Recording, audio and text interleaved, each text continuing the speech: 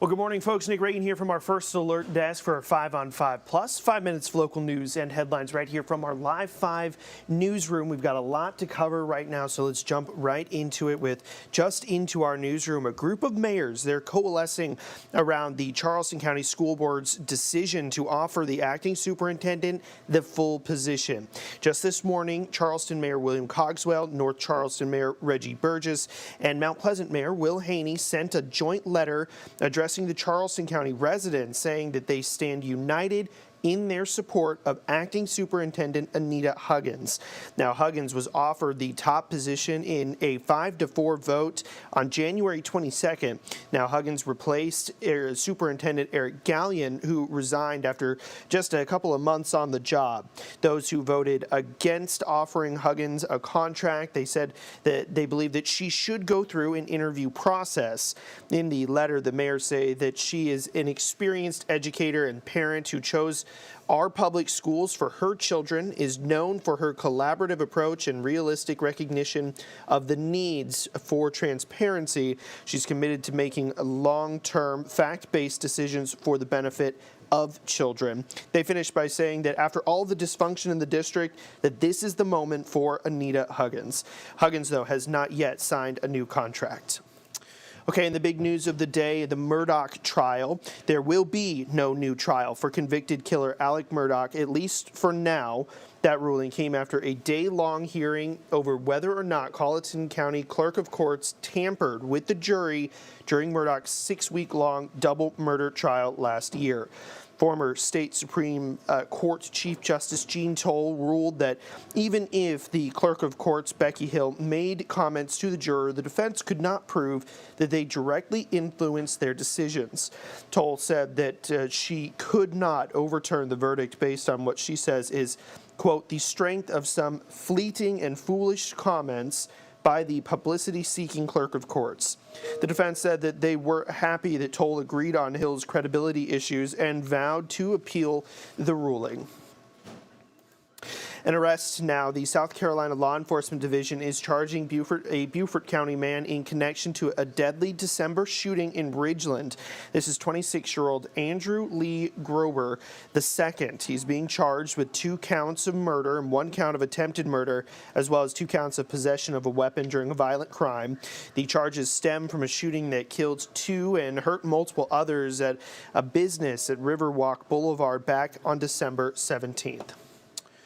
All right, well, let's take a look outside. You might have had a little frost on your cars this morning. We'll take a look with our First Alert weather team and check in with how the week is shaping up. Good Tuesday morning to you, meteorologist Joey Sylvan here in the Live 5 First Alert Weather Center. Off to a chilly start this morning. Grab the coats early this morning. You won't need it all morning, though, as we head toward lunchtime. It'll be up to about 60 degrees. So quickly warming temperatures today. Low to mid-60s for highs this afternoon. We'll cool initially pretty quickly this evening, down in the 50s and then down into the 40s. But by tomorrow morning, clouds will start to increase. And we may even see a few showers by the time we head out the door early on our Wednesday. Mostly cloudy skies, slight chance of rain Wednesday at 58. Will be warmer mid-60s on Thursday, mid to upper 60s Friday. And then for the weekend, clouds increase late Sunday, bringing our next chance of rain. All right, thanks, Joey. Looking pretty good out there, though not excited for those rain chances tomorrow. All right, let's turn to politics now. Nikki Haley, and we're learning new details from the Charleston County Sheriff's Office about the attempted swatting of former South Carolina Governor Nikki Haley. Deputies tell us 2 incidents happened within days of each other at Haley's Kiowa Island home. The Sheriff's Office SWAT team did not respond to either incident, saying the patrol unit handled both calls. In both incidences, a person called 911 and claimed a shooting had taken place at the address. Officials say while the case is currently closed, they will reopen it if they get any new leads.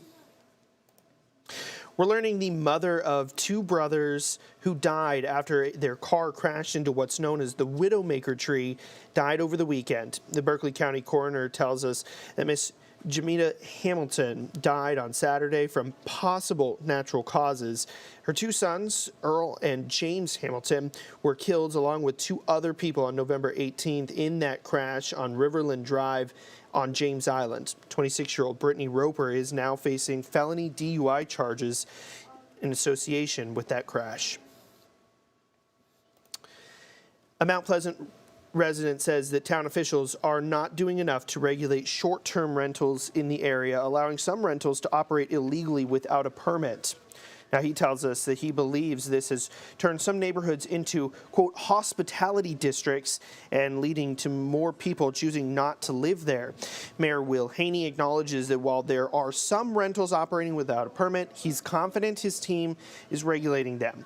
Town officials have handed out 8 citations in the last 3 years for such rentals, collecting more than $5,000 in fines, though Haney says if you're worried about illegal rentals, you can provide evidence to town officials. And check this out, a Charleston-based marine robotics company believes to have found a clue in solving one of the 20th century's greatest mysteries. Experts with the company Deep Sea Vision took this picture that you just saw on your screen a moment ago that appears to show a sonar image of what's believed to be the plane from famous aviator Amelia Earhart, the same plane that she flew before she disappeared. Now, a news release that came with the picture claims that they captured that plane in the Pacific Ocean west of where Earhart's projected landing point is supposed to be. The company's CEO, Tony Romero, he says that his Deep Sea Vision team hopes to go back to that area to explore more later this year. But you can see some of that historic footage there. It's looking pretty neat. Might have just solved one of the greatest mysteries. All right, well, that's a look at your top headlines and weather from our Live 5 newsroom. This has been 5 on 5 Plus. I'm Nick Reagan. Thank you again for joining us.